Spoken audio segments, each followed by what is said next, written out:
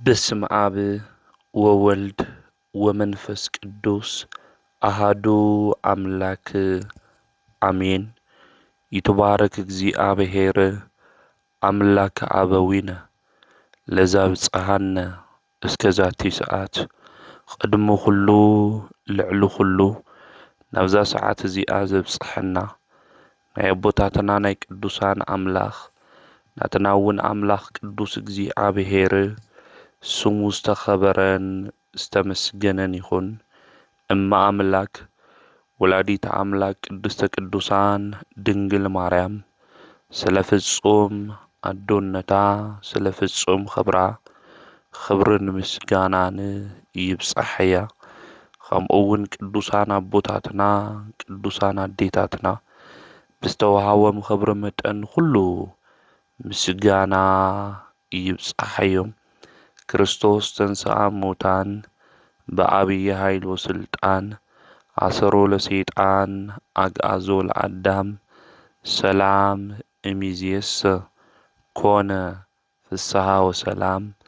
ብትንሣኤኡ ትንሣኤና ዘአወጀልና ካብ ሙታን በኵሪ ኾይኑ ብዝተንስአ ብጐይታናን ብመድኃኒትናን ብኢየሱስ ክርስቶስ ፍጹም ሰላም ኸመይ ትጸንሑ ኸመይ ትኾኑ።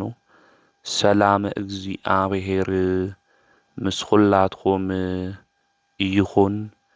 እንኳዕ ናጋእዝተ ዓለም ቅድስቲ ሥላሴ ወርሓዊ በዓል ብሰላም አብጽሐኩም አብጽሐና። ውልሻዕ ዕለተ ሸውዓተ ናይ ቅድስት ሥላሴ አጋእዝተ ዓለም ቅድስቲ ቤተ ክርስቲያን ወርሓዊ በዓሎም ንክንገብር ትእዝዘና እያ።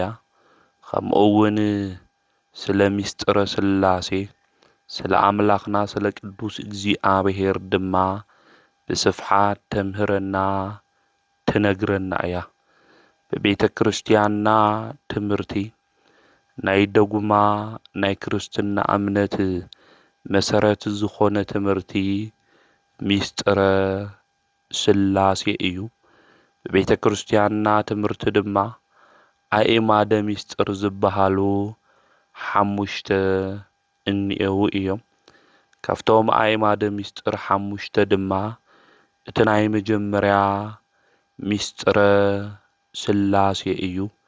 ስለ እግዚአብሔር ህልውና ስለ እግዚአብሔር ቅድምና ስለ እግዚአብሔር አምላኽነት ድማ ብስፍሓት እንመሃረሉ ዝፈጠረና እናምልኾ አምላኽና መን ምዃኑ ድማ እንርድአሉ እዩ ምስጢረ ሥላሴ።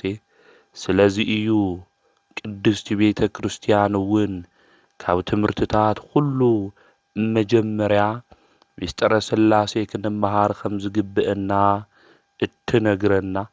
ቀጺሉ ድማ ምስጢረ ስጋዌ ከምኡ እውን ምስጢረ ጥምቀት ምስጢረ ቁርባን ምስጢረ ትንሣኤ ሙታን ድማ ንምሃር ኢና።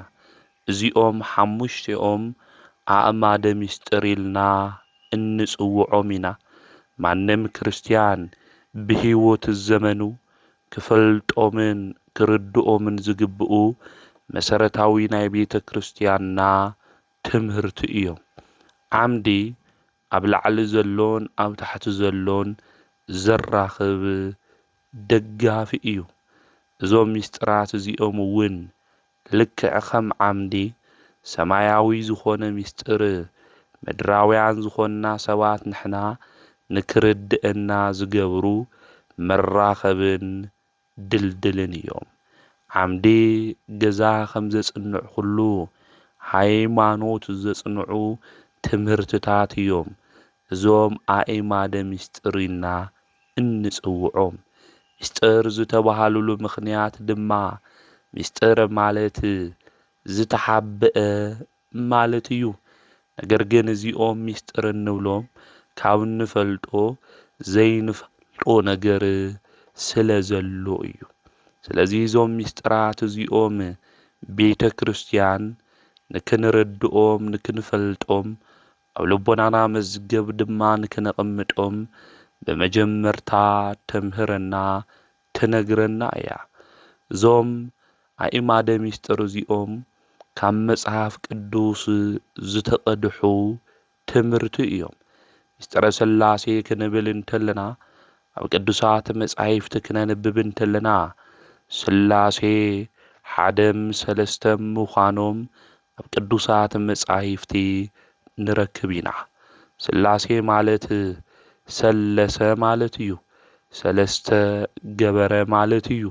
ፍሉይ ሰለስትነት ኣምሳል ዘይብሉ ሰለስትነት ምዃኑ እውን ክንፈልጦ ክንርድኦ ይግብአና። ለዚ እዩ ኣብ ጸሎትና ኩሉ በስመ አብ ወወልድ ወመንፈስ ቅዱስ አሃዱ አምላክ በቅድስት ሥላሴ እንብል። በቅድስት ሥላሴ ክንብል እንተለና ፍሉይ ሰለስትነት ማለትና እዩ። መን ፈጢርኩም ክንበሃል እንተለና ሥላሴ ክንደ እዮም? ሓደ ይኾኑ ሰለስተ ይኾኑ? ሓደ ብምንታይ ይኾኑ ክንበሃል እንተለና እንምልሶ መልሲ እኒአና። ብመለኮት ብስልጣን በገዛዝኣ እናበልና ንምልስ ኢና። ብህልውና ሓደ እዮም። ሰለስተ ድማ ብምንታይ ይኾኑ? ብስም ብኣካል ብግብሪ ኢልና ንናገር ኢና ማለት እዩ። ስለዚ እዚ ናይ ምስጢረ ሥላሴ ናይ መጀመርያ ትምህርትና እዩ ማለት እዩ። ሥላሴ ዝብል ቃል እውን ንመጀመርያ ጊዜ ናብ ኣገልግሎት ዝተጠቐሙ ሊቁ ጦርጥሎስና ቴዎፍሎስ ዘአንጾኪያ ዝተባሃሉ ኣፍታ ናይ መጀመርያ ቤተ ክርስቲያን ዝነበሩ ቅዱሳን እዮም ማለት እዩ። ስለዚ ሥላሴ ክንብል እንተለና ናይ እግዚኣብሔር ሓድነቱ ሰለስትነቱ ንናገር ኣለና ምዃንና ምፍላጥ ምርዳእ እያድሊ እዩ። ምስጢረ ሥላሴ ማለት ናይ ሓድነትን ሰለስትነትን ምስጢር ማለት እዩ። እዚ ምስጢር እዚ ድማ ረቂቕ እዩ። ብሰብ ኣእምሮ ድማ ዘይምርመር ስለ ዝኾነ እዩ ምስጢር እናበለት እውን ቤተ ክርስቲያን እተምህረና።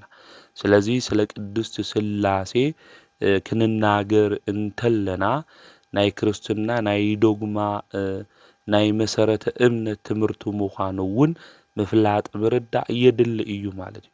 ናይ ዶግማ ትምህርትና ዝተመስረተ እውን ኣብ ምስጢረ ሥላሴ እዩ። ምስጢረ ሥላሴ ናይ እምነትና ዓምዲ እዩ። ኣብ ድሕነት ትምህርቲ ውሽጢ ናይ መጀመርያ ደረጃ ዝሕዝ ምስጢረ ሥላሴ እዩ ማለት እዩ። ክርስቲያን ኩሉ ዝተጠመቐ ብመን እዩ ተይልና ብኣብ ብወልድ ብመንፈስ ቅዱስ ሹም እዩ። ጐይታ መድኃኒት ኢየሱስ ክርስቶስ እውን ንሃዋርያት ክልእኾም እንተሎ ኣብ ማቴዎስ ወንጌል ምዕራፍ 28 ክናነብብ እንተለና ካብ ቁጥሪ 19 ናብ ኣሂዛብ ኹዱ ኢልዎም እዩ። ናብ ዓለም ኩሉ ክልእኾም እንተሎ ብኣብ ብወልድ መንፈስ ቅዱስ እናጠመቕኹም ደቀ መዛሙርተይ ግበሩ ኢልዎም። ስለዚ ንሕና ናይ እግዚኣብሔር ደቀ መዛሙርቱ እንኾን ናይ እግዚኣብሔር ደቂ እንኾን ብመን ክንጥመቕ እንተለና እዩ? ብኣብ ብወልድ መንፈስ ቅዱስ ሹም ክንጥመቕ እንተለና እዩ። ነዚ እዩ ኣብ ድሕነት ትምህርትና ውሽጢ ናይ መጀመርያ ደረጃ ዝሕዝ ምስጢረ ሥላሴ እዩ ኢልና ዝተናገርና ነዚ እዩ። ምስጢረ ሥላሴ ናይ ኣምልኾትና መሰረት እዩ። ኣገልግሎትና ኩሉ ክንጅምር እንተለና በስመ አብ ወወልድ ወመንፈስ ቅዱስ ኢልና ኢና ኣገልግሎትና ኩሉ እንጅምር። ኣገልግሎትና ክንፍጽም እንተለና ድማ ስብሃት ለአብ ወወልድ ወመንፈስ ቅዱስ ኢልና ንፍጽም ኢና። ስለዚ ምስጢረ ሥላሴ ናይ ሥላሴ ነገር ድማ ናይ ኣምልኾትና መሰረት ምዃኑ ምፍላጥና ምርዳእ እየድሊ እዩ ማለት እዩ። ስለዚ ቤተ ክርስቲያን ንዚ እያ ናይ ኣእማደ ምስጢር ትምህርቲ ክተምህረና እንተላ እቲ ናይ መጀመርያ ትምህርቲ ምስጢረ ሥላሴ ተምህረና። ሥላሴ ሓደ ምዃኖም ሰለስተ ምዃኖም እተምህረና። እዚ ላ ቤተ ክርስቲያን ክተምህር እንተላ ብሓደ ኣምላክ ኢና ንሕና እናመልኽ ከምኡ እውን ብሰለስተ ኣካላት እውን ንኣምን ምዃንና ምፍላጥ ምርዳእ እየድሊ እዩ ማለት ስለ ሓድነት ስለ ሰለስተነት ክንናገር እንተለና ሰለስተ ኣምላኽ እናምልኽ ዝመስሎም ሰባት እኒአው።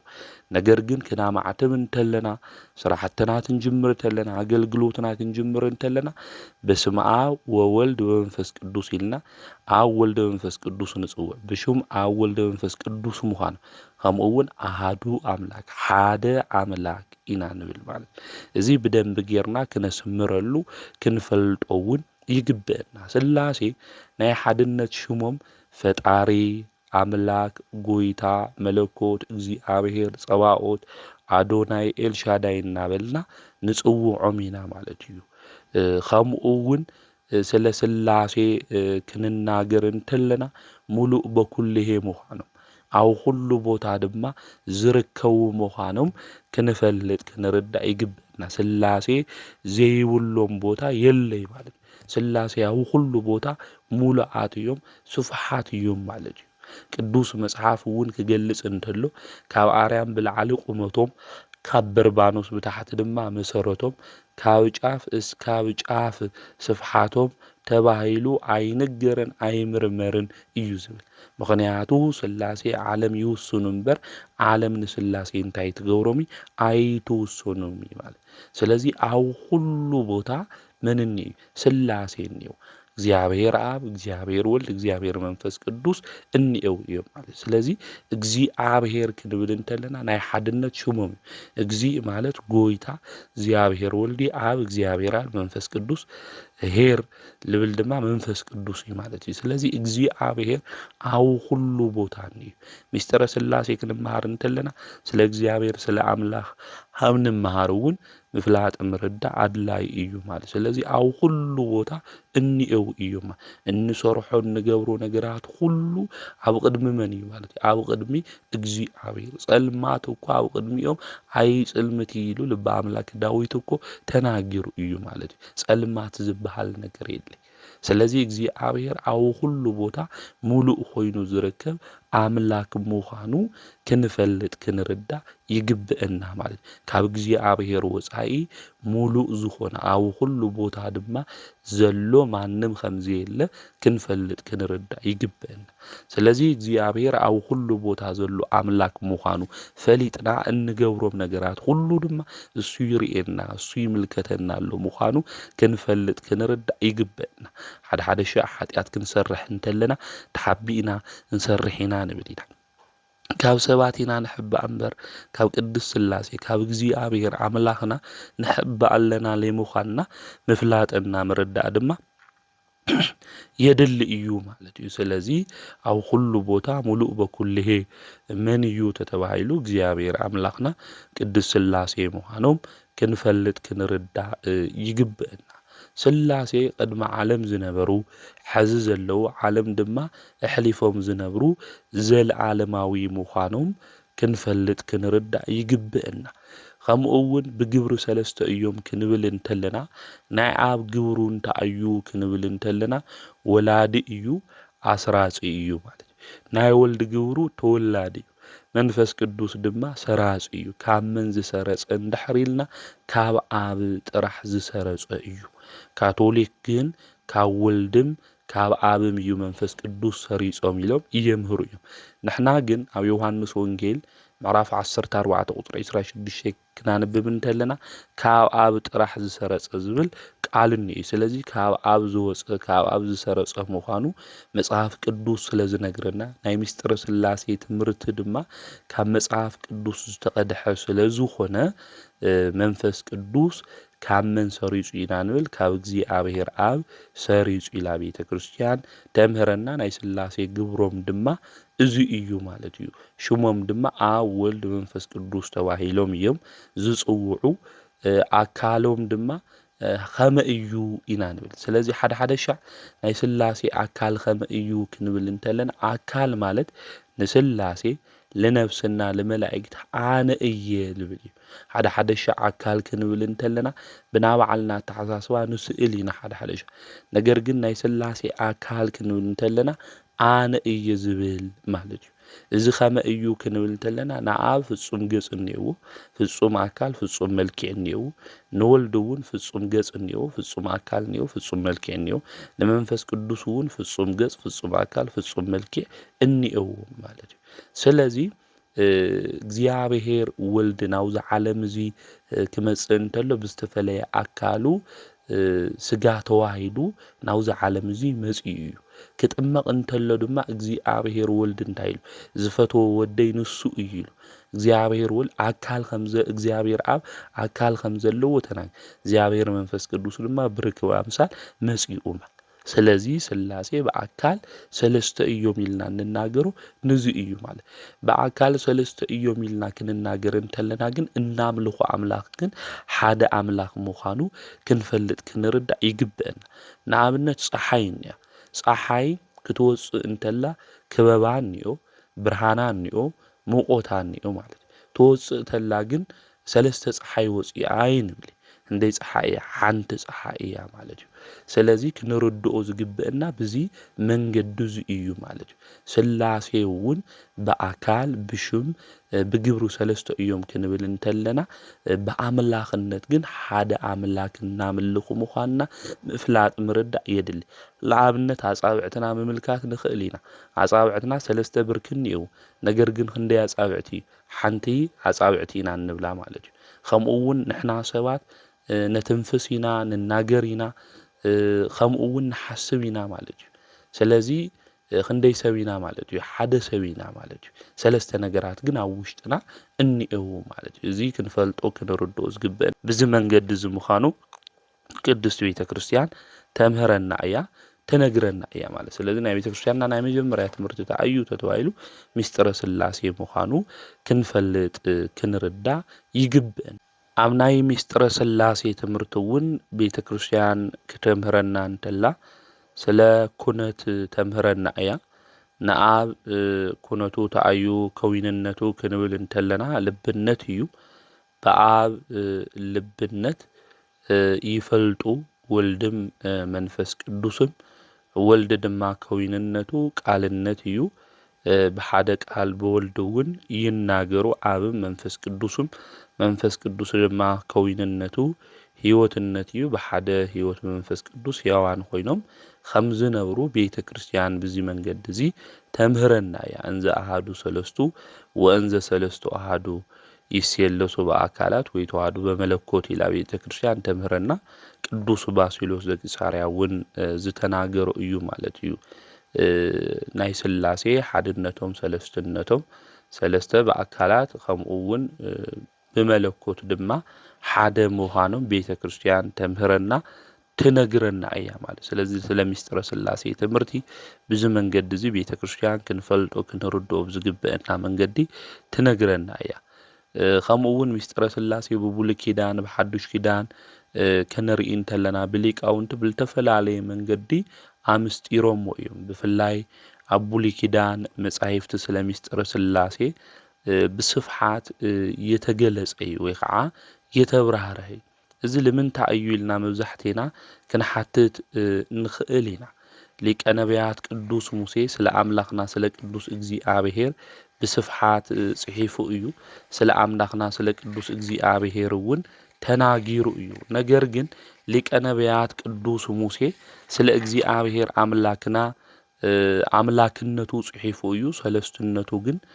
ናይ ምስጢረ ስላሴ ብስፍሓት የብራህርህ ከምኡ እውን የገለጹ ንምንታይ እዩ እዚ ክንብል እንተለና ብፍላይ እስራኤላውያን ዝሽከምዎ ማእገር ስለዘይነበሮም እግዚአብሔር እውን ዘምህረና ቀስ ብቀስና ብመጠኑ ገይሩን ሁሉና ከም ዘምህረና ክንፈልጥ ክንርዳእ ይግብአና ንሐዋርያት እውን ብዙሕ ዝነግረኩም ነገር ነይሩ ነገር ግን ክትሽከምዎ ይትኽእሉ ኢሉ ኣብ ዮሐንስ ወንጌል ምዕራፍ 16 ቁጥሪ 12 ዝተናገሮም ነዚ እዩ ማለት ስለዚ እግዚአብሔር ከም ዓቕምና መጠን እዩ ዝገልጸልና ዘረድአና እስራኤላውያን ድማ ን430 ዘመን ዝነበሩ ኣብ ግብጺ እዩ ኣብ ባርነት እዮም ነይሩ ግብጺ ድማ ንፈልጣ ብኣምልኮተ ጣዖት እዩ ንኹሉ ዘምልኽዎ ነገር ሹም ዝሃው እዩ ብዙሕ ኣማልኽቲ ድማ ዘለዎ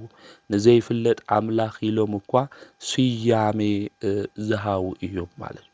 ስለዚ ናዮም ጠባይ ናዮም ልምዲ እስራኤላውያን ሒዞም ነይሮም እዮም። ነዚ እዩ ሊቀ ነቢያት ቅዱስ ሙሴ እውን እግዚኣብሔር ኣብ ሲና በረኻ ክናገሮ እንተሎ ኣብዛ እምባ እውን ጫማኻ ኣውፅእ ኢልዎ እዩ። ስለዚ እግዚኣብሔር ጫማኻ ኣውፅእ ክብሎ እንተሎ ንምንታይ እዩ እንድሕር ኢልና ናይ ግብፂ ጥንቁልና ተማሂሩ ስለ ዝነበረ እዩ ማለት እዩ። ስለዚ እግዚኣብሔር ሕጊ ዝቦም እስራኤላውያን ካብ ግብፂ ምስ ኣውፅኦም እውን ናይ ኣምልኮ ጣዖቶም ኣብ ልቦም ሒዞም ምዃኑ እንፈልጦም ን40 መዓልቲ ሙሴ ካብኦም ዝተፈለየ ምራኽ ሰሪሖም ናይ ምራኽ ጣዖት ሰሪሖም ኣምሊኾም እዮም ማለት እዩ። ንሙሴ እውን ክቐትልዎ ይደልዩ ነይሮም እዮም ማለት እዩ። ስለዚ እግዚኣብሔር ሰለስትነቱ ገሊጹሎም ተትኾን ነይሩ ሰለስተ ኣማልኽቲ ክብሉ ነይሮም እዮም ማለት እዩ። ምክንያቱም ምምላኽ ለሚዶም ስለ ዝነበሩ። ስለዚ እግዚኣብሔር ናይ ልብና ነገር ናይ ኣእምሮና ስፍሓት ኩሉ ነገር ዝፈልጥና ዝርዳእ ኣምላክ ምዃኑ ክንፈልጦ ክንርድኦ ይግብአና ማለት። ስለዚ እግዚኣብሔር ክንርድኦ ብንኽእል መንገዲ እዩ ዝነግረና እምበር ንክንጠፍእ ይኹን እግዚኣብሔር ኣምላኽ ዝገልጸልና ዘምህረና። ስለዚ እስራኤላውያን እውን ዝተምሃርዎ ጠባይ ልምዲ ንኣምልኾ ስለ ዝነበረ ሰለስትነቱ እግዚኣብሔር ኣምላኽ እንታይ ይገብረሎም ነይሩ የገለጸሎም ነይሩ። ሊቀ ነቢያት ቅዱስ ሙሴ እውን የምሆሮም የነገሮም ነይሩ። ንእስራኤል ከኣምልኮ ጣዖት እንታይ ክኾኑ እኒአዎ መጀመርያ ክወፁ እኒአዎም። ካብቲ ዘምልኽዎ ነገር ምስ ወፅኡ እግዚኣብሔር ኣምላኽ እንታይ ይገብረሎም ማለት ሓድነቱ ሰለስትነቱ ብሰፊሑ ይገልጸሎም ማለት እዩ። ኣብዚ ኣብ ቅዱስ መጽሓፍ ብሉይ ኪዳን እውን ክነንብብ እንተለና እግዚኣብሔር ናብ ሙሴ ስጋ እኮ ሰዊርዎ ኮይ ናብ ሙሴ ስጋ ዝሰውሮ ምክንያት ንምንታይ ይመስለኩም? እስራኤላውያን ተተግኒዎ ነይሮም ሙሴ ብዙሕ ተኣምር ዝገበረሎም እዩ። ስለዚ ንሙሴ ከምልኽዎ ነይሮም እዮም። ሰይጣን እኮ ናይ ሙሴ ስጋ ንክወሃቦ እኮ ለሚኑ ነይሩ እዩ። ኣብ ይሁዳ መልእኽቲ ኣፍታ ሓንቲ ምዕራፍ ክንምልከት እንተለና ለሚኑ እዩ። ናይ ሙሴ ስጋ እኮ ምንም የገብረሉ እዩ ንሰይጣን። ነገር ግን ናብ እስራኤላውያን ወሲዱ ናብ ሙሴ ስጋ እዚ እዩ ኢሉ ንከምልኽዎ ስለ ዝገብሮም ማለት እዩ። ስለዚ ናይ ምምላኽ ሓሳብ ናይ ምምላኽ መንገዲ ሒዞም ስለ ዝነበሩ ከይጠፍኡ እግዚኣብሔር ሓድነቱ ገሊጹ ሰለስትነቱ ግን ብስፍሓት የተብራህርሀ የተገለጸ ነይሩ። ኩሉ ነገር እግዚአብሔር ቀስ ብቀስ እዩ ዝገልጸልና። ሚስጥረ ስላሴ እውን ብሓደ ግዜ ይገለጸለይ ኮይ ንብል ማለት እዩ። ብሓደ ሻዕ ይገለጸለይ ንብል እንድሕር ኮይልናማ ልክዕ ፀሓይ ብሓደ ግዜ ኣፍጢጠ ክርኢ እየ ኢና ንብል። ኣፍጢጥና ፀሓይ እስክንረኣያ ዝተወሰነ ዓይንና እንታይ ይኾን ይጉዳእ። ቀስ ብቀስ እንድሕር ኮይኑ ግን ብደንቢ ጌርና ክንሪኣ ንኽእል ኢና ማለት። ስለዚ ናይ እግዚኣብሔር ሓድነቱ ሰለስትነቱ እንመሃሮ እንፈልጦ እውን ቀስ ብቀስ ምዃኑ ቤተ ክርስቲያን ተምህረና እያ ትነግረና እያ። ስለዚ ሚስጥረ ስላሴ ብብሉይ ኪዳን ክንርኢ እንተለና ብስፍሓት ሃምለይ ተብራህረ ከም ዘይተገለጸ ነገር ግን እግዚኣብሔር ብምስጥር ገይሩ መጽሐፍ ቅዱስ እውን ናይ ምስጥር መጽሐፍ ስለ ዝኾነ ብምስጥር ገይሩ ከምኡ እውን ብቀጥታ ሰለስትነቱ ክነናገር እንተሎ ንምልከት ኢና። ኣፍታና መጀመርያ መጽሐፍ መጀመርታ እግዚኣብሔር ሰማይና ምድሪ ፈጠረ ናይ እግዚኣብሔር መንፈስ እውን ኣብ ልዕሊ ማይ ኣስፈሮ ልብል ቃል ንረክብ። መጀመርታ ልብል ወልድ እዩ ማለት እዩ። ኣልፋና ኦሜጋ ኣነ እየ ኢሉ ዝተናገረ ስለ ዝኾነ እግዚአብሔር ኣብ እዩ መንፈስ እግዚአብሔር ድማ መንፈስ ቅዱስ እዩ ማለት እዩ። ስለዚ እግዚአብሔር ብምስጥር ክናገር እንተሎ ብብሉይ ኪዳን ንምልከት ኢና ሓድነቱ ሰለስትነቱ ሰብ ንፍጠር ብኣርአያና ብኣምሳልና ሰብ ንፍጠር ክብል እንተሎ እግዚአብሔር ስላሴ ንፍጠር ክብል እንተሎ ንፍጠር ማለት ካብ ክልተ ብላዕሊ እዩ ትቃል ክንጥቀሞ እንተለና ማለት እዩ። ስለዚ ብብሉይ ኪዳን እግዚአብሔር ብምስጥር ክናገር እንተሎ ንምልከት ኢና እግዚአብሔር በለ ሓድነቱ እዩ ንፍጠር ማለት ድማ ካብ ሓደ ብላዕሊ እዩ ማለት እግዚአብሔር ንደቂ ሰባት ቃል ኪዳን ክህብ ከሎ ድማ ኣውሪ ዘፍጥረት ምዕራፍ 3 ክንምልከት ኣለና እግዚአብሔር በለ እዩ ካባና ከም ሓደ ኾነ ንኣዳም እዩ ማለት ካባና ከም ሓደ ኾነ ሓደ ጥራሕ ለይኾነ ካብ ሓደ ብላዕሊ ምዃኖም ድማ ይነግረና ማለት እዩ። ከምኡ እውን ኣብ ህንፃ ባቢሎን ምዕራፍ 11 ኦሪት ዘፍጥረት ክንምልከት እንተለና ንዑ ንውረድ ክብሉ እንተለው ንምልከት ኢና ማለት እዩ። ስለዚ ንዑ እንታይ ንግበር ንውረድ ክብሉ እንተለው ንምልከት ኢና ንዓ ንውረድ ይኾነ ንዑ ንውረድ ክልተ ተትኾኑ ነይሮም ንዓ ንውረድ ይክብልኒ ንዑ ንውረድ ክብል እንተሎ ግን ልዕል ክልቶም ምዃን ብዚ ቤተ ክርስቲያንና ከተምህረና እንተላ ስላሴ ሓደም ይኾኑ ሰለስተም ይኾኑ ኢላ ተምህረና ብዚ መንገዲ ስለዚ እግዚአብሔር በብሉይ ኪዳን እውን እንተኾነ ብምስጥር ሰለስትነቱ ይገልጽ እዩ ነይሩ ከምኡ እውን በብሉይ ኪዳን መጽሓፍ ክንምልከት እንተለና ኦሪት ዘፍጥረት ምዕራፍ 18 ንአብርሃም እግዚአብሔር ተገሊጹሉ እዩ ብሰለስተ አካል እዩ ድማ እግዚአብሔር ተገሊጹሉ ታሪክ ኩልና መብዛሕቲና ስለንፈልጦ እዩ ማለት እዩ ስለዚ እግዚአብሔር በብሉይ ኪዳን መጻሕፍቲ ብምስጥር ኮይኑ ሰለስትነቱ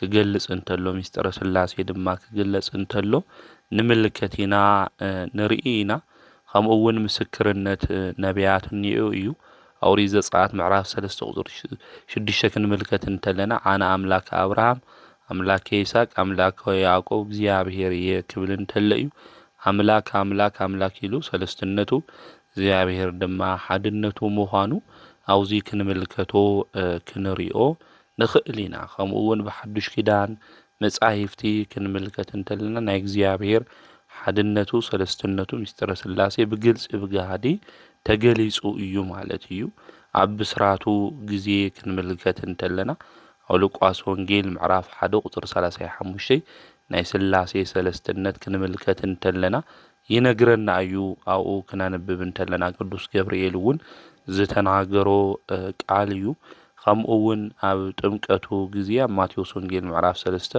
ቁጥሪ 16 ብኣካል ሰለስተ ምዃኖም ዝተገለጸሉ እዩ ከምኡ እውን ኣብ ደብረ ታቦር ኣብ ማቴዎስ ወንጌል ምዕራፍ 17 ናይ መለኮቱ ነገር ክገልጸሎም እንተሎ ከምኡ እውን ሓዋርያት እንተልእኾ ክልእኾም እንተሎ ተልእኾ እውን ክቦም እንተሎ ኣብ ማቴዎስ ወንጌል ምዕራፍ 28 ቁጥሪ 19 ብስም ሰለስትነት ክገልጽ እንተሎ ንምልከት ኢና ብኣብ ወልድ መንፈስ ቅዱስ ስም ኣጥምቅዎም ክብል እንተሎ ከምኡ እውን ብሓዋርያት አንደበት ብልተፈላለየ ግዜ ኣቦታትና ገሊጾሞ እዮም ኣምሂሮሞ እዮም ማለት እዩ ስለዚ ምስጢረ ስላሴ ዝተቀድሐ እንረኽቦ ካብ እዩ እንድሕሪልና ካብ ቅዱስ መጽሓፍ ከም ንረኽቦ ኩልና ክንፈልጦ ከምኡ እውን ክንርድኦ እዩ ዝግብአና ብዚ መሰረት ዝውን ያ ቤተ ክርስቲያንና ስለ ምስጢረ ስላሴ ተምህረና ስለ ምስጢረ ስላሴ እትነግረና እዚ ናይ ምስጢረ ስላሴ ትምህርቲ እዚ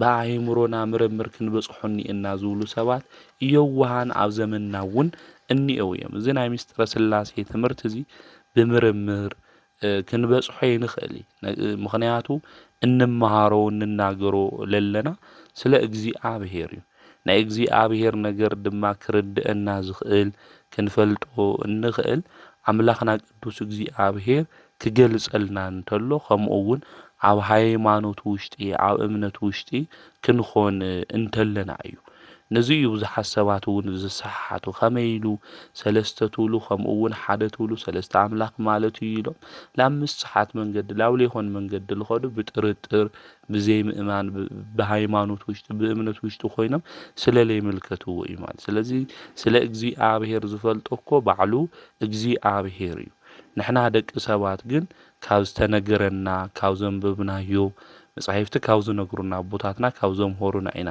ንናገር ስለ እግዚአብሔር እምበይ ስለ እግዚአብሔር ተመራሚርና እውን ክንበጽሖ ይንኽእል ምክንያቱ ንሕና ንኣምኖ ቴዎሎጂ አፓፋቲክ እዩ ካፓፋቲክ ማለት ስለ እግዚአብሔር ሁሉ ነገር ተመራሚርና ክንበጽሖ ኢና አሉኝ አፓፋቲክ ማለት ግን ኔጌሽን ምሕዳግ እዩ ማለት ተመራሚርና ስለ እግዚአብሔር ክንበጽሖ ይንኽእል ብዝተገለጸልና መጠን ግን ንናገሪና ነምህሪና መጻሕፍቲ ብዝብሉና አቦታት እውን ብዘረድኡና ዝብል ናይ ቴዎሎጂ ትምህርቲ ኢና ንሕና ኦርቶዶክሳውያን ተዋህዶ ብፍላይ ኦሪየንታል አብያተ ክርስቲያናት እውን ዝኽተልኦ ናይ ቴዎሎጂ ትምህርቲ እሱ እዩ ማለት እዩ ስለዚ ስለ እግዚአብሔር ክገልጸልና ከረድአና ዝኽእል ባዕሉ እግዚአብሔር ስለ እግዚአብሔር ከመን ይልፈልጥ እንድሕሪና ባዕሉ እግዚአብሔር ይክፈልጥ ልኽእል እዚ ናይ ሃይማኖት ፍልጠት ስለልኾነ ካብ እግዚአብሔር ወጻኢ ማንም ከረድአና ክገልጸልና እውን አይኽእል ስለ እግዚአብሔር እውን ክንፈልጥ በእግዚአብሔር መሪሕነት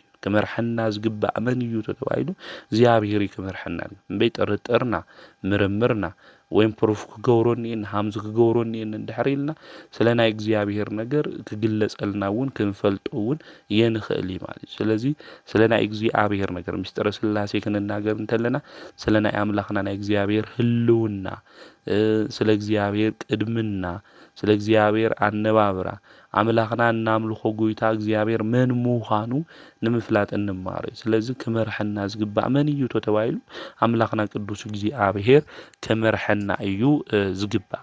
ከምኡ እውን ስለ እግዚኣብሔር ንምፍለጥ ንጽህና ልቢ ክህልወና ይግባእ። ንጹህ ልቢ ክህልወና እዚ ንጹህ ልቢ እዚ ኣምላኽና ቅዱስ እግዚአብሔር ንክህበና ድማ ክንልምን ይግበአና። ከምኡ እውን እግዚአብሔር ክገልጸልና ይግባእ። ኣብዚ ኣብ ማቴዎስ ወንጌል ምዕራፍ 11 ቁጥሪ 27 ክናንብብ እንተለና ንኣብ ብዘይ ወልድ ዝፈልጦ የለን ንወልድ እውን ብዘይ ኣብ ዝፈልጦ የለን እዩ ዝብል። ስለዚ ስለ እግዚአብሔር ኣብ ክንፈልጥ እንድሕር ኮይና እግዚአብሔር ወልድ እንታይ ክገብረልና እኒኦ ክገልጸልና እኒእዎ ማለት። ስለዚ ስለ ኣብ ስለ ወልድ ስለ መንፈስ ቅዱስ ክንፈልጥ ክንርዳእ እንድሕር ኮይና ወልድ ንዝፈቐዶ እንታይ ገብረሉ እዩ ዝብል ይገልጸሉ። ስለዚ ንምፍላጥ ፈቃደኛታት ክንኾን ይግብአና ማለት ልብና ዝተኸፈተ ክኾን ይግብኦ ማለት ንጽህና ልቦና ክህልወና እኒእዎ ስለ እግዚአብሔር ምፍላጥ ዝበልናዮ እውን ነዚ እዩ ማለት እዩ። መንፈሳውያን እንድሕር ኮይና ናይ እግዚአብሔር ነገር ይግለጸልና ማለት እዩ። ነገር ግን ኣብ ጥርጥር ከምኡ እውን ኣብ ፍልስፍና ኣብ ዘይረብሕ መንገድታት እንድሕር ሃሊና ኮይና ግን እዚ ናይ እግዚአብሔር ምስጢር ክግለጸልና ከም ዘይኽእል ክንፈልጥና ክንርዳእ ይግብአና ማለት። ስለዚ ስለ ኣምላኽና ስለ ቅዱስ እግዚአብሔር ንምፍላጥና ንምርዳእ ልብና ዝሰፍሐ ክኾን ይግብኦ ብንጽህና ከምኡ እውን እግዚአብሔር ኣምላኽ ንክገልጸልና ክንልምንም ክንጽልይም እዩ ዝግበአና። ቦታትና ቅዱሳን ልበ ንጹሃን እንታይ ኢሉ እግዚአብሔር ይርእይዎ ተባሂሉ ተጻሒፉ እዩ።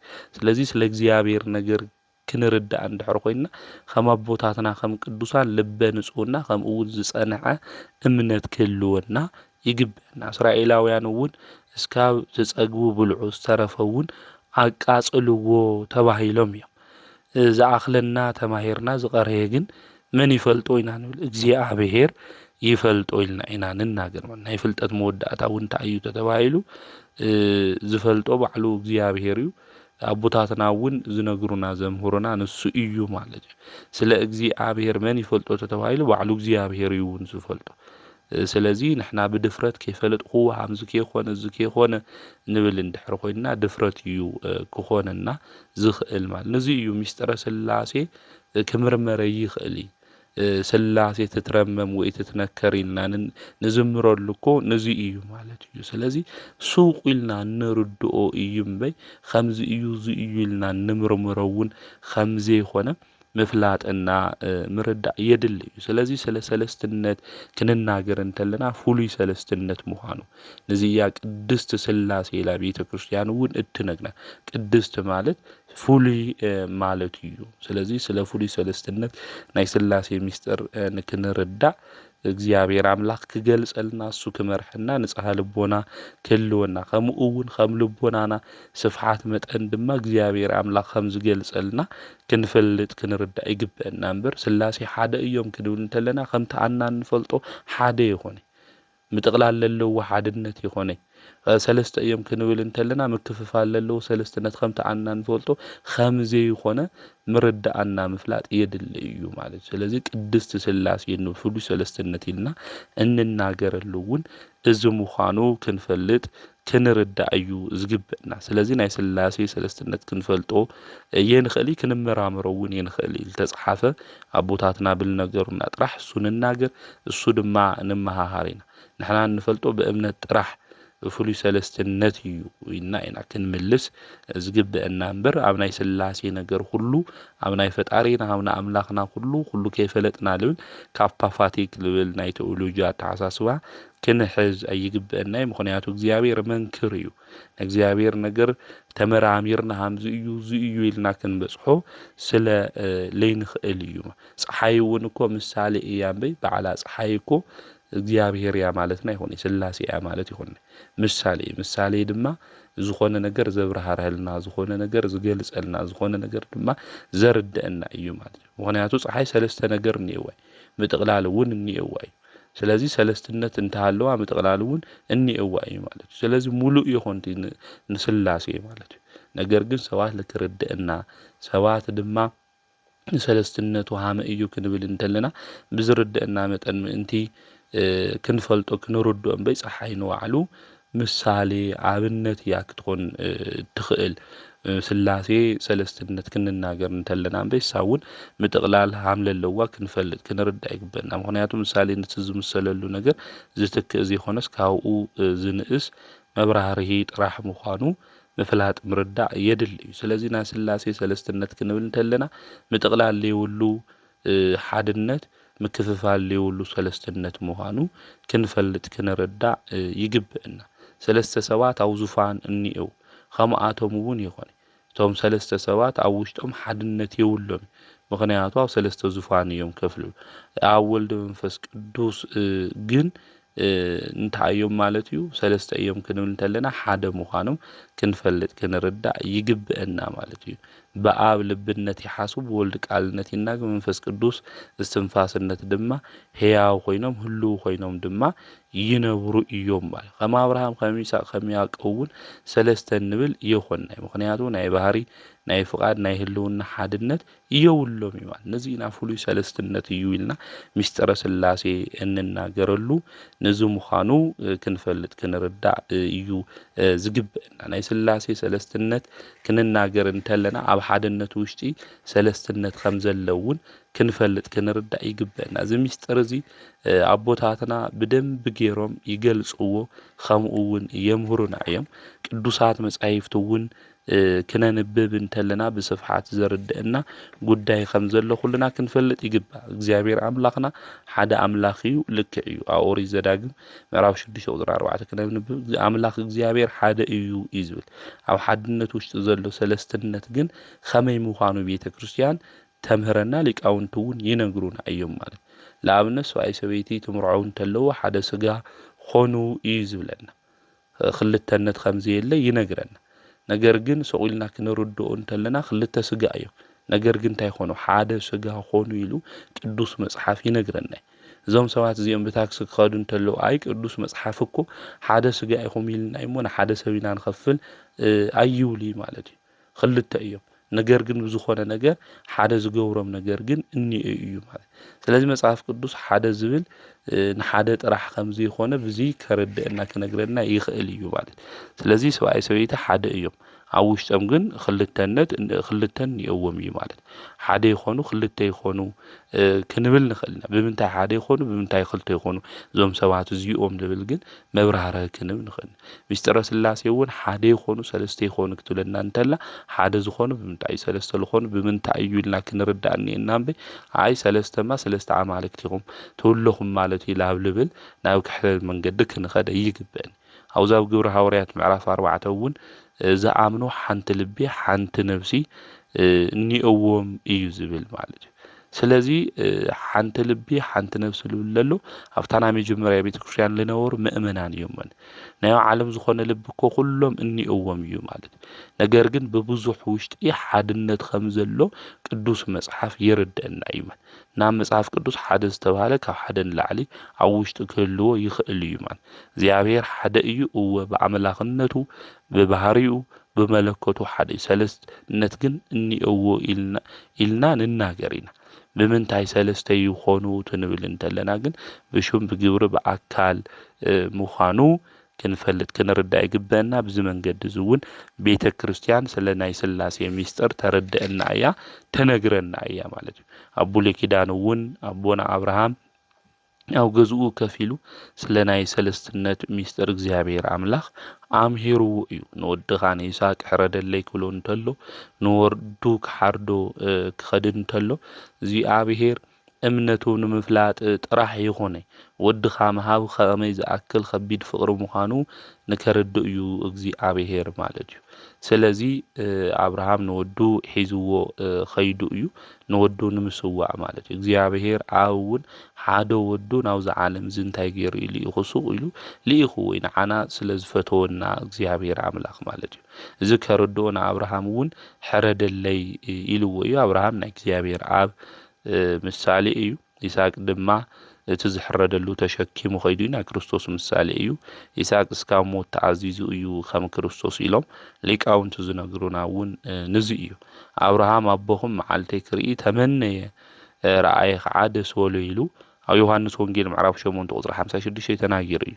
ናይ ዓርቢ ስቕለት መከርኡ ናይ ጎይታና መድሓኒትና ኢየሱስ ክርስቶስ ወድኻ መሃብ ንመስዋኢት ዓለም ከድሕን መሃብ ከመይ ምዃኑ ንኣብርሃም እግዚኣብሔር ኣቐዲሙ ገሊጹሉ ነይሩ እዩ እምበይ ኣብርሃም ኣብቲ ዘመን እሱ የነበረ ክርስቶስ ክስቀል እንተሎ ኣብርሃም የነበረ ግን ኣብርሃም ኣቦኹም መዓልተይ ክርኢ ተመነየ ረኣየ ከዓ ደስ በሎ እዩ ዝብል። ስለዚ ናይ ዓርቢ ስቃይ ናይ ወዱ ናይ እግዚኣብሔር ኣብ ወዱ እግዚኣብሔር ወልድ ሃመይ ምዃኑ ወዱ ብምስዋዕ ንኣብርሃም ኣርእይዎ እዩ ኣቐዲሙ ክንዳይናይ ከቢድ ምዃኑ ኣረዲእዎ። ስለዚ እግዚኣብሔር ክንዳይናይ ከም ዘፍቀረና ከም ዝፈትወና ብሞቱ ዝተገለጸ ፍቅራዊ እዚ ከርድአና እንተሎ እዩ። ኣብ ብሉይ ኪዳን ኮይኑ ምስጢረ ስላሴ ከፍ ኢሉ ዝተምሃረ እዩ ኣብርሃም።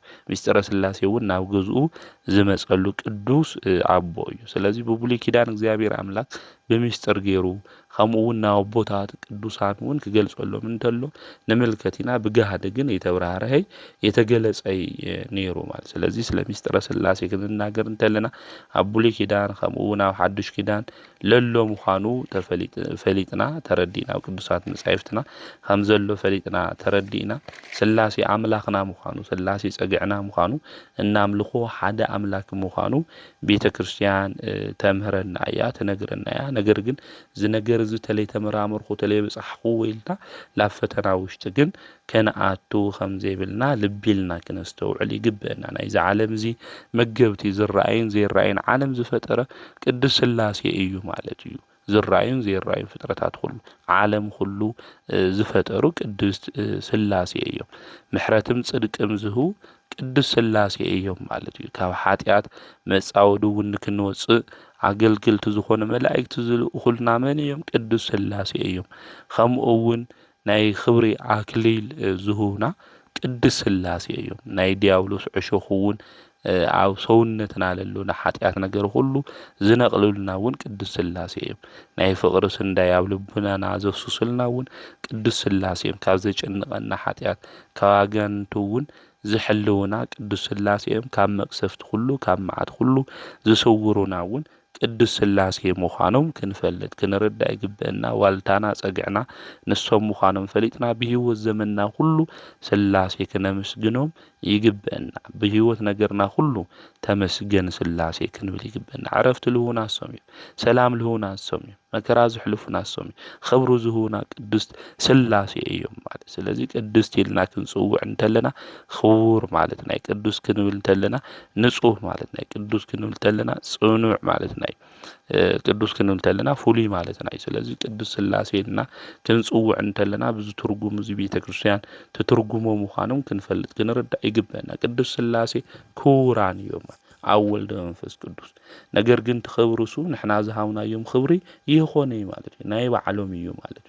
ንሰባት እውን ክብሪ ዘጎናጽፉ መን እዮም እንድሕር ኢልና ቅዱስ ስላሴ ንሕና እንረኽቦ ክብሩ ኩሉ ካብ እግዚኣብሔር። ነገር ግን እግዚኣብሔር ብባህሪኡ እንታይ እዩ?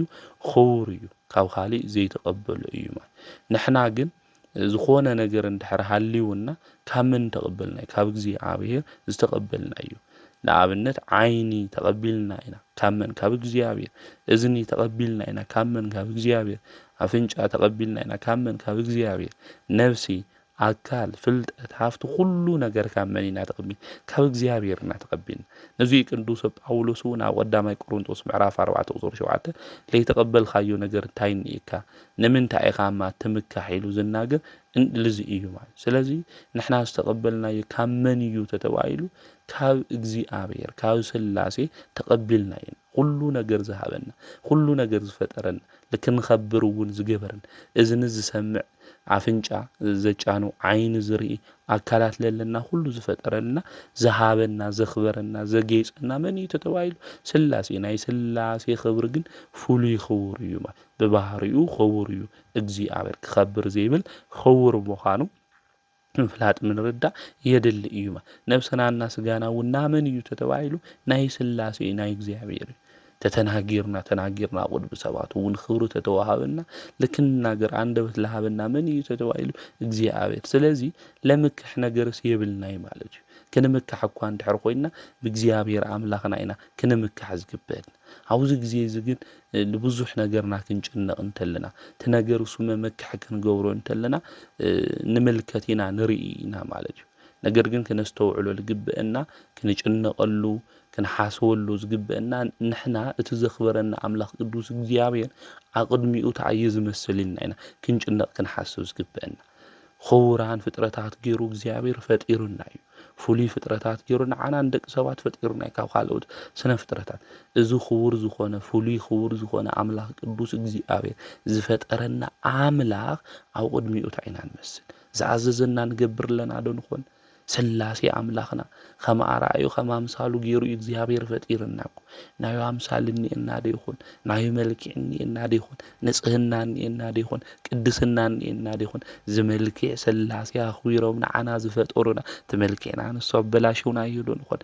ተመልክዕና ንሱ ሃመ እዩ ንኾን ናይ ስላሴ መልክዕ ደኒአና ይኹን ወገናተይ ወይ ተመልክዕና በኃጢአት በበደል ከምኡውን ብኽፍአት ብዘይድልዩ ነገራት ሁሉ ብቂም ብተንኮል ብክሕደት ብሕሾት ብሓሜት አጥፊእናዮ ድኾን ስለዚህ ምስትውዓል ልብምባ የድሊ እዩ ማለት ስለዚህ ክንጭንቐሉ ዝግበአና መልክዕና ታዩ ዝመስል ነብስና ታያ ትመስል ከምኡ ራ ሰውነትና ጸልሚቱ እኮ ስለለዓለ ሰውነትና ክንጭነቕ እንተለና እኮ ንምልከት ኮይና ነብስና ግን ከምኡ ራ ጸልሚታ እያ በኃጢአት በበደል ብርኩስ መልክዕና ግን ተቀባቢና ሜካፕ ይኾን አሁንም ሰባ ጽቡቃት እንመስል ነገር ግን ሰውነትና ውሽጥና ለሎ ማንነትና ናይ ስላሴ መልክዕና ቅድስናና ስላሴ ባርአይ በአምሳሉ ፈጢሩ ላይክ ኤንድ ኢሜጅንስ እንብሎ ንሕና እንመስል መን እዩ ተባሂሉ ስላሴ ማለት ኢሜጅና ለመን እዩ መልክዕና ዝመስል አርአያና ታዩ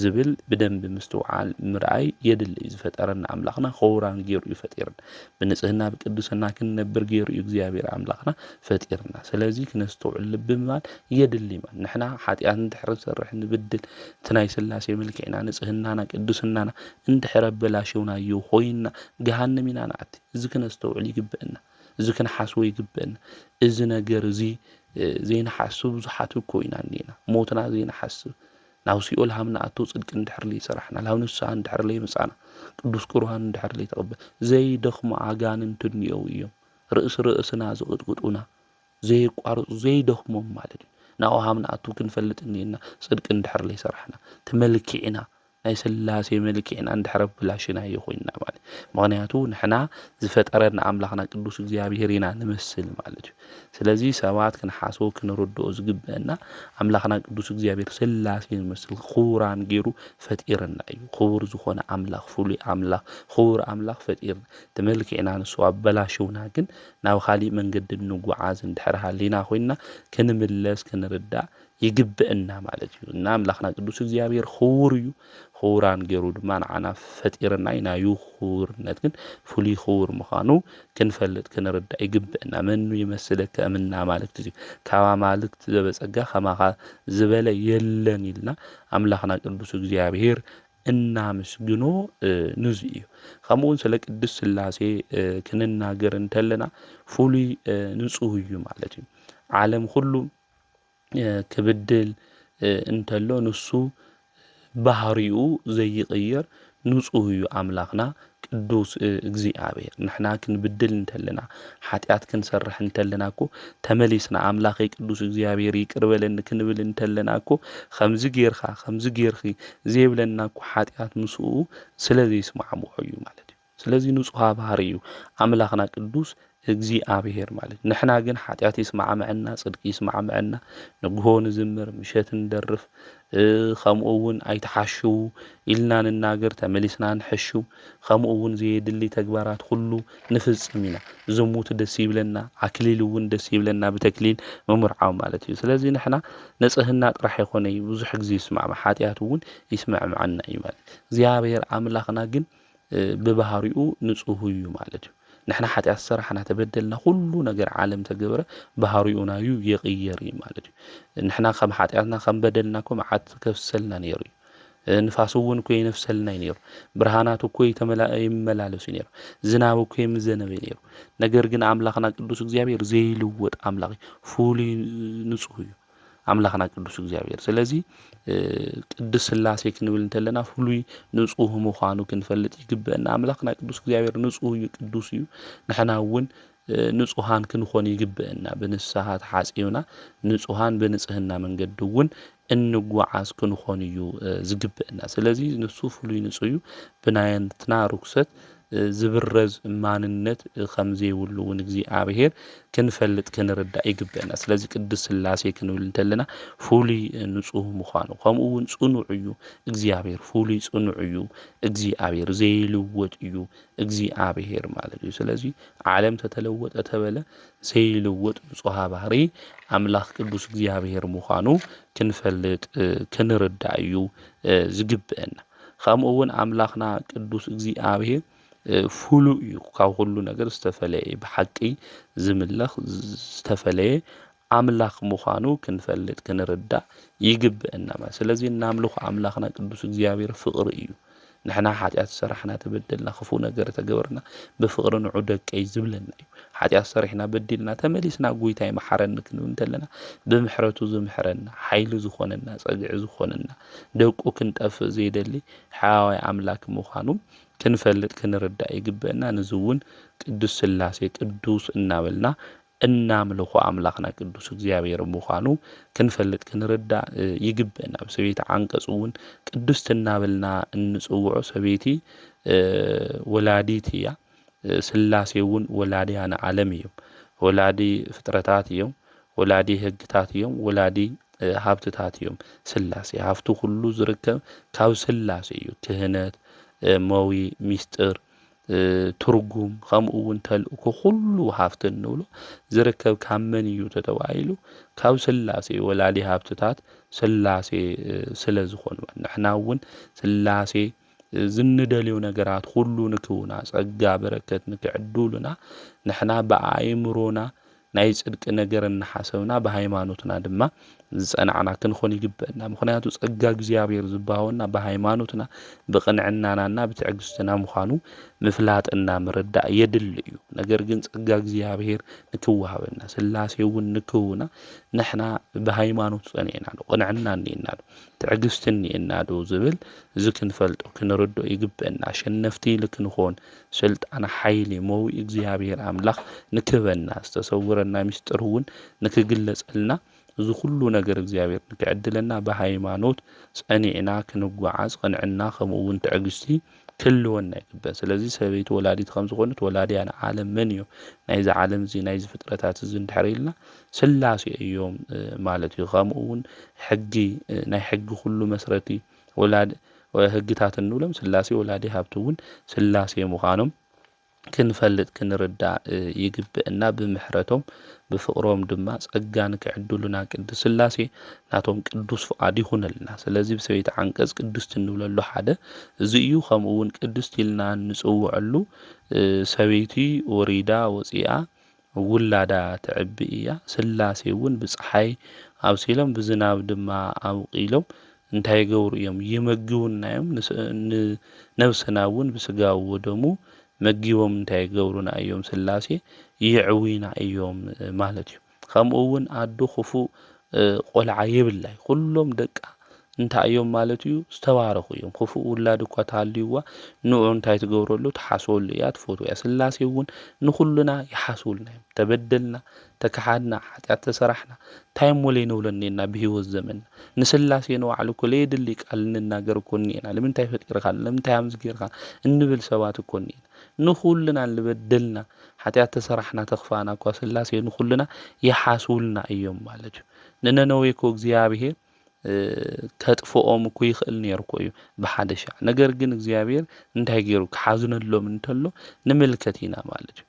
ክፍኣት ሓጢኣት በደል ክፍኣቶም ኣብ ቅድመይ በፂሓ እያ ኢሉ እቲ ነቢዩ እውን ዮናስ ኸይዱ እዩ ማለት እዩ። እቲ ታሪኩ ኩልና ስለ እንፈልጦ ነቢዩ ዮናስ ኸይዱ ካብ ዓሳ ነባሪ ተተፊኡ ኸይዱ ነነዌ ክትግልበጥ እያ ኢልዎም ኩሎም 3 ለይቲ ናብ ልቦም ተመሊሶም ሃም ነነዌ ለመለስ ልብል ኩልና ኣምላኽና ቅዱስ እግዚኣብሔር ይዓድለና። ስለዚ ናነነዌ ሰባት ኩሎም ተመሊሶም ምስ ተመለሱ ኣምላኽ ቅዱስ እግዚኣብሔር እንታይ ገበሮም ነነዌ ሰባት የጥፍኦም። ኣብዚ ግዜ እዚ ነቢዩ ዮናስ ተናዲዱ እዩ ማለት እዩ።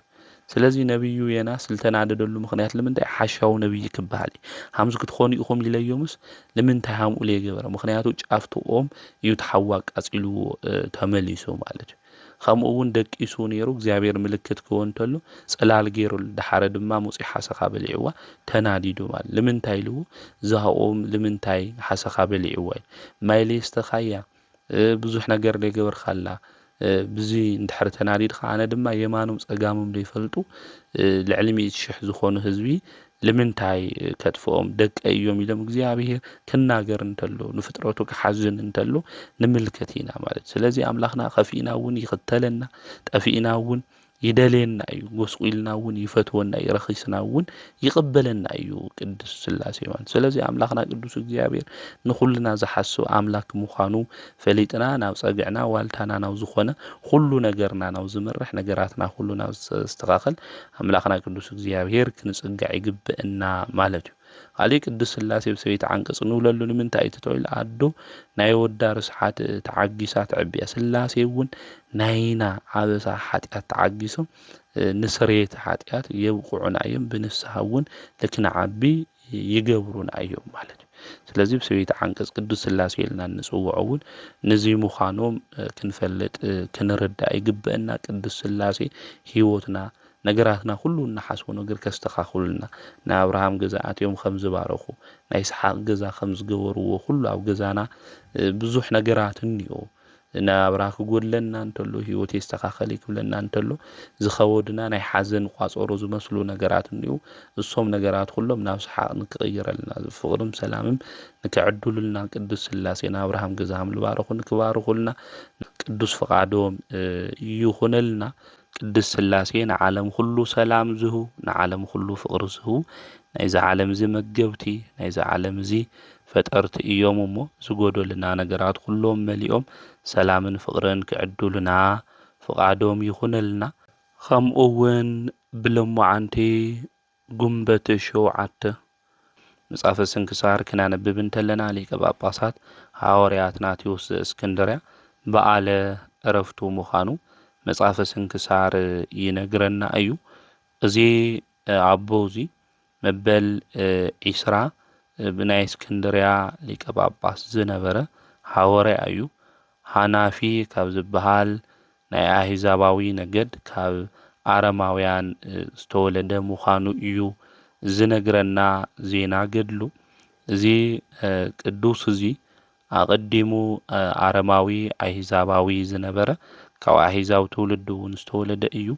ካብ መምህር ዝመሃሩ ህፃናት ይርእዩ እሞ ምስኣቶም ክጫወት ይደሊ ስርዓተ ቤተ ክርስቲያን እናሰርሑ ዲያቆናት ኤጲስቆጶሳት እናገበሩ ናይ ቤተ ክርስቲያን ቆልዑ ክጫወቱ እንተለዉ ርእዩ ምሳኹም ክጫወት ኢሉ ይሓቶም ኣይ ንሕና ክርስቲያንና ንስኻ ድማ ኣረማዊ ኢኻ ምሳና ክትድመር ትኽእል ይብልዎ። ኣነ እውን ክርስቲያን ክኾን እየ ይብሎም እሞ ብጣዕሚ ደስ ይብሎም። ኣብዚ ግዜ እዚ ብሊቀ ጳጳሳት ኣምሳል ገይሮም ብትሕቲኡ ወንበር ገይሮም ክሰግድሉ ይጅምሩ። በዚ ግዜ እዚ ሊቀ ጳጳሳት ኣባ እለእስክንድሮስ ብኡ ክሓልፍ እንተሎ እዞም ክርስቲያን ቆልዑ እዚኦም ክጫወቱ እንተለዉ ርእዩ ብጣዕሚ ደስ ኢልዎ። ካባኹም ልዕል ልዕል ዝበለ ዝኸበረ ሹመት ዝቕበል ሰብ እኒኦ እዩ ኢሉ ትንቢት ተናጊሩ እዩ።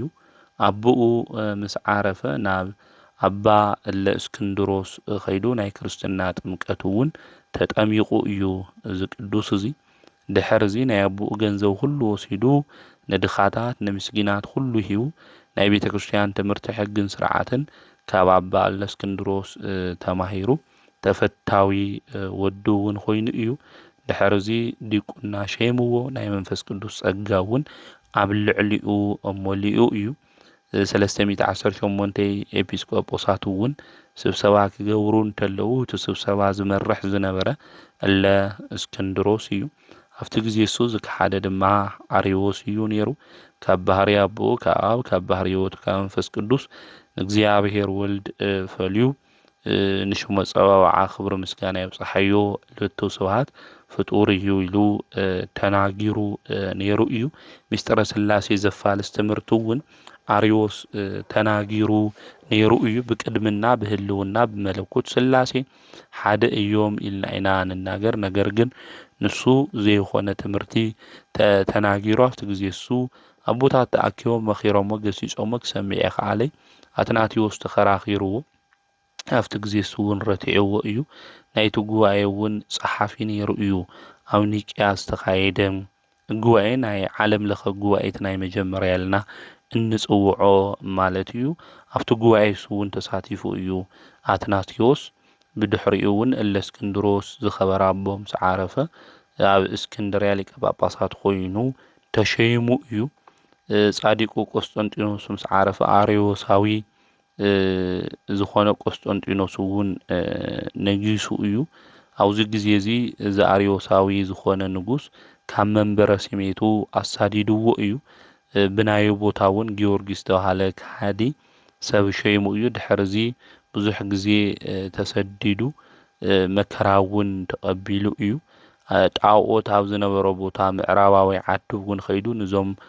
ጣዖት ገዛ ዝስብሰብሉ ናይ ጣዖት ኣምልኾ ምኽንያቱ ሰይጣን ብዙሕ ስራሕ ይሰርሕ ስለ ዝነበረ ነዚ ንከጥፍእ ናብ ጎይታና መድሓኒና ኢየሱስ ክርስቶስ እውን ለሚኑ እዚ ናይ ጣዖት ገዛ ንክፈርስ ኢሉ እዞም ሰባት እውን እግዚኣብሔርና ምፍላጥ እውን መሊስዎም እዩ ማለት እዩ 5 ግዜ እውን ተሳዲዱ እዩ ዛቦ ካብ መንበሩ ከምኡ እውን 47 ግዜ ከምኡ እውን 15 ዓመት ብስደት እዩ ነይሩ ናይ ሽሞቱ ግዜ 47 እዩ 15 ዓመት ግን ኣብ ስደት ኣብ እስር ቤት እዩ ሕሊፍዎ ብዙሕ መከራ ብዙሕ ስደት እውን ስለ ዝበጽሖ ነዚ ሐዋርያ ተባሂሉ እውን ዛቦ እዚ ተጸዊዑ ማለት እዩ ኣብ ዝሞተሉ ግዜ እውን እዚ ናይ ጣዖት ገዛ ንክፈርስ ለሚኑ እዩ ምስ ዓረፈ እውን እቲ ናይ ጣዖት ገዛ ፈሪሱ እዩ ማለት እዩ ስለዚ ዛቦ እዚ ንከሃድያን ዝነበሩ ሰባት ናብ ጽድቂ መንገዲ ንክመጹ ዝግስጽ ዝነበረ